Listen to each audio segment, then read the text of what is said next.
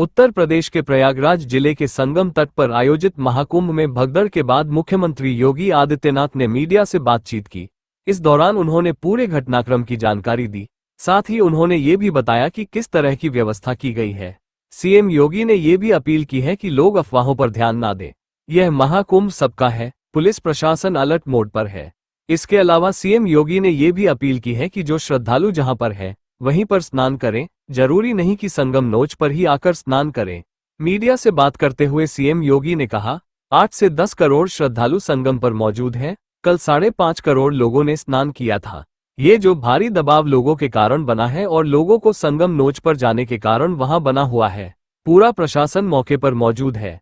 CM योगी ने हादसे को लेकर बताया कि रात को 1-2 बजे अखाड़ा मार्ग पर बैरिकेड्स को फांदकर आने में गंभीर रूप से श्रद्धालु घायल हुए हैं। उन्हें तत्काल इलाज के लिए अस्पताल में भर्ती किया गया है। प्रयागराज महाकुंभ में श्रद्धालुजनों की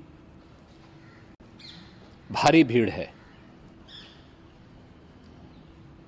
लगभग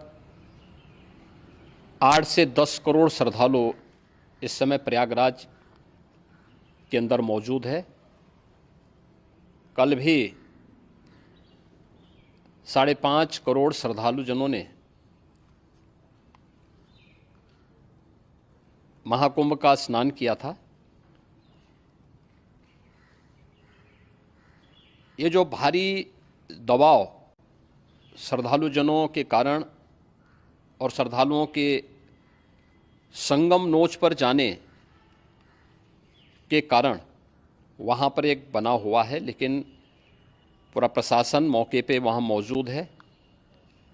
रात्रि को 1 से 2 बजे के बीच में अखाड़ा मार्ग पर, जहाँ पे अखाड़ों के अमृत स्नान के दृश्य से बैरिकेड्स भी किए गए थे, तो बैरिकेड्स को फांद करके आने में कुछ श्रद्धालु गंभीर रूप से घायल हुए हैं।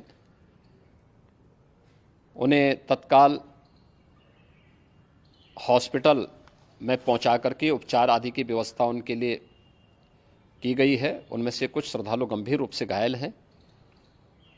लगातार प्रशासन स्थानीय स्तर पर श्रद्धालुओं की सकुशल स्नान कराने के दृष्टि से रात्रि को कल सायंकाल 6:30-7 बजे से ही मौनी अमावस्या का मुहूर्त प्रारंभ होने के बाद से ही लगातार लगा हुआ है।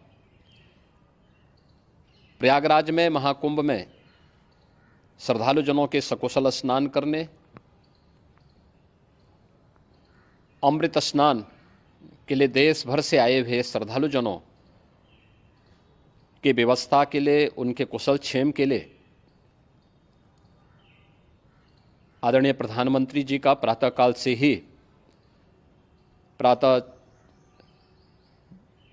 से ही उनके लगभग 4 बार प्रधानमंत्री जी ने हालचाल लिया है। माननीय गृह मंत्री जी ने,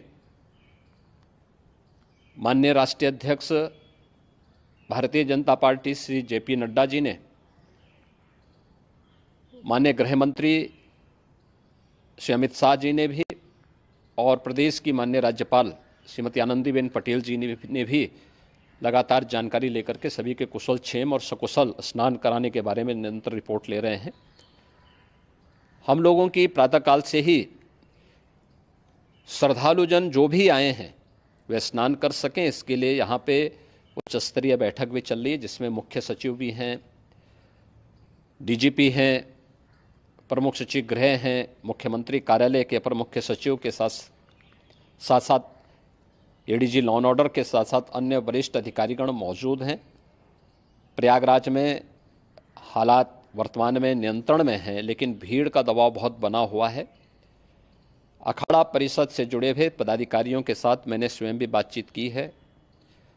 आचार्य महामंडलेश्वरों से भी, पूज्य संतों के साथ भी मेरी बातचीत हुई है, और पूज्य संतों ने बड़ी ही विनम्रता के साथ इस बात को कहा है कि नहीं, श्रद्धालु जन पहले स्नान करेंगे और फिर जब उनका दबाव कुछ कम होगा और वे सकुशल वहाँ से निकल जाएंगे, तब हम लोग स्नान करने के लिए संगम की तरफ जाएंगे। अभी पहले श्रद्धालु जनों को, चूँकि देश भर से आए हैं, तो इसके लिए उन्हें सभी अखाड़े इसके लिए सहमत हैं और सभी लोग इस व्यवस्था के साथ जुड़े हुए हैं। लगातार इस दिशा में हम लोगों का प्रयास है कि जो अब तक प्रातः काल से ही आपने देखा होगा, कल मैंने बताया कि कल लगभग 5.5 करोड़ श्रद्धालु कल महाकुंभ का स्नान किए हैं और आज प्रातः काल तक लगभग 8:30 बजे तक 3 करोड़ से अधिक श्रद्धालु स्नान कर चुके हैं और ये लगातार जारी है। लेकिन संगम नोच पर, अखाड़ा मार्ग पर, नागवासुकी मार्ग पर लगातार दबाव बना हुआ है और वहाँ पर श्रद्धालुजनों की सुविधा के लिए भी हर प्रकार की वहाँ पर प्रशासन पूरी मुस्तैदी के साथ लगा हुआ है। और इसीलिए मेरी अपील है पूरे प्रदेशवासियों से, पूरे देशवासियों से और सभी श्रद्धालुओं से भी, सभी पूज्य संतों से भी कि अफवाह पर कोई ध्यान न दें, संयम से काम लें।